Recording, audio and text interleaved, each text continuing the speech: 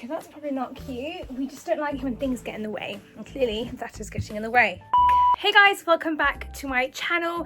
So in this video, I'm going to be telling you things not to do in driving. Like, no, absolutely not. And honestly, it will literally help you so much, and you will then be able to actually hopefully pass your test and just not stress too much about it and actually prevent yourself from making more mistakes. So stay tuned till the end of the video for me to share more things that you should not be doing on your driving test. If you want to see more videos about driving, all of that good stuff, then please subscribe. And yeah, let's get into it. Number one would be, like, I know it's just one of those ones. It's just so obvious, and that is misuse of mirrors, not using your mirrors at all. You'd be surprised that a lot of people just don't use their mirrors. Like, they just feel like it isn't necessary, no one cares, like it clearly is safe to go. They kind of just go blindly into the road and they don't really care about looking at their mirrors. Now the thing is, when it comes to mirrors, it's not just looking left and right. There's a lot more to that, and that's what the examiners are looking for.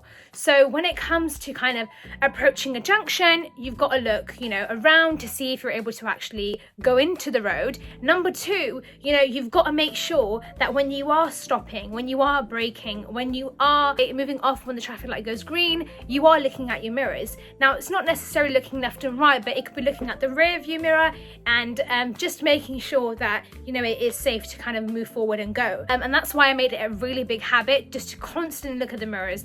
And don't look at them for no reason.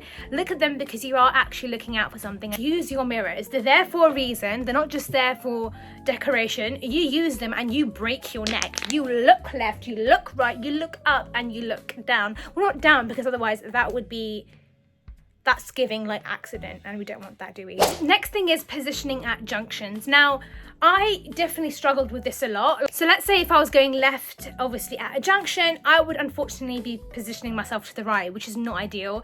And obviously that makes the turn even more difficult, because then when you go ahead and actually turn left and you're doing it from the right, you're going to be going on the opposite side of the road, which isn't what we want to do. We do not want to be facing oncoming traffic. We actually want to turn in the most easiest way and the safest way. This is the road, right?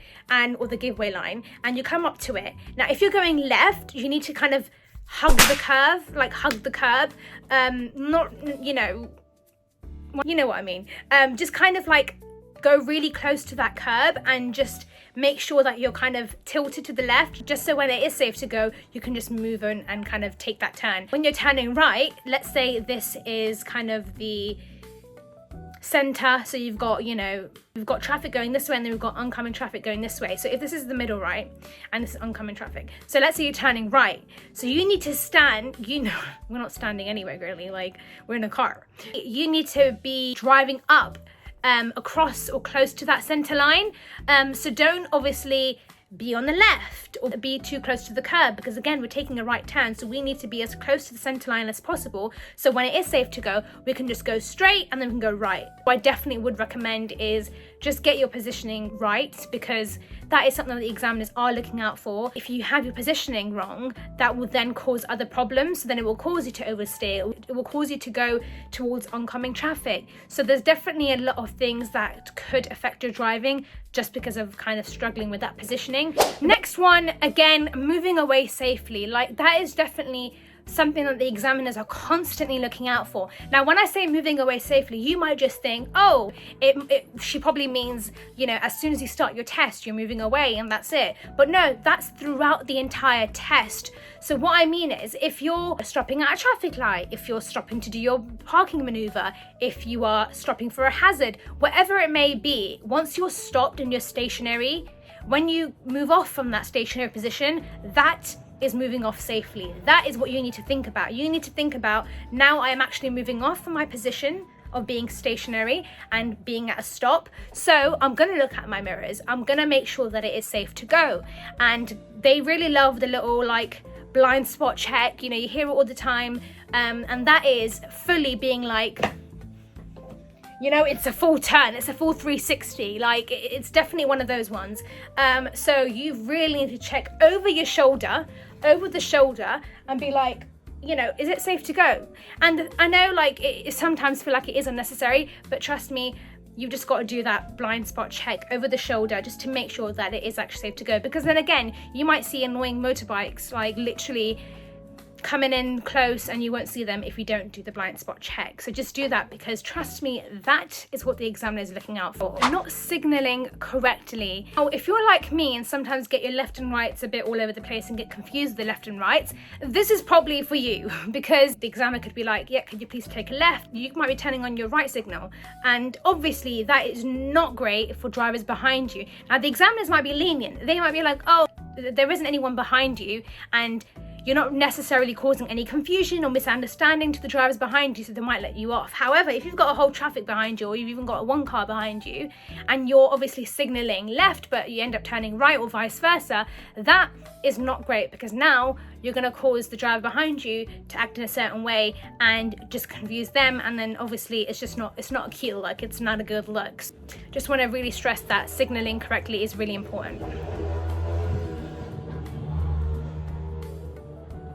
That is not. The junction observations. Now, honestly, I think this whole junction observation is something that will always stick with you even after passing. Like, it's always one of those things that always tends to catch you out, okay? Now, you could be the most experienced driver, but you can always still be at a junction and kind of move off or take that junction when it probably wasn't safe to do so. It's definitely one of those things that really comes with time. So I do not expect, or drivers, examiners don't expect you to be a pro at that. The thing is, when it comes to junction observation, if you know that there's a safe gap to go and you just sit there and you don't move, the examiner will be like, okay, like it's fine, she's a bit nervous or he's a bit nervous, it's all right. But if you're constantly missing those safe gaps, now this also goes for roundabouts. So this is roundabouts as well as your usual junctions, right? If you know there's a safe gap to go, but you're just not taking it, you're never taking it, and you're sitting there for a good 5-10 minutes, obviously that's going to be a serious fault. Like, it's going to eventually be a serious fault, because now you're causing traffic behind you to slow down and not move. You can have people horning at you. It's just not a vibe. Like, that's kind of going to cause a problem, and it's going to disrupt other drivers. However, there's that, you know, waiting around and not moving in. Like, you think that make sure it's really safe for me to go in, but actually that isn't good as well. However, if you look at the flip side of things, if you're just constantly going into the roundabout and just moving out and taking that junction, even when it's not safe to do so and you're just kind of going there and you're not even looking around, that is not great too, because that is dangerous, and it just shows that you're not aware of your surroundings and you just can't be bothered to actually look and see if it's safe to go. So you've got two ends of the spectrum. Is just kind of waiting around and not actually going and being really, really like cautious, versus just not being cautious and not being aware and going in. Like, both are bad in their own ways, because again, they're both still causing problems. If you feel like it's safe to go, if you feel like you've still got time to kind of make it, go for it and just do what you need to do. Next thing I would say is just maneuvers and parking, all of that stuff. I mean, the main thing that they look out for is safe to reverse, is safe to drive into a bay, all of that stuff. Just make sure that you have got that down and you're constantly looking around, okay? Because that's what they look out for. That's what they really look out for. And when your car is kind of, if you're swinging your car out or you're moving your car out, that is also where they want to see your mirror check. So please do that, because it will make the world of a difference, and they will see that you're not just kind of driving and reversing blindly, you're actually looking around. So that, I would say, would be my like top things to not do when you're driving test. I think those are pretty strong. Please do let us know in the comments down below, what are the things that you have done in your test or you've done in a previous test that was like not a thing and it should not be happening. Subscribe if you want to see more driving videos, and I'll see you in the next one. Bye.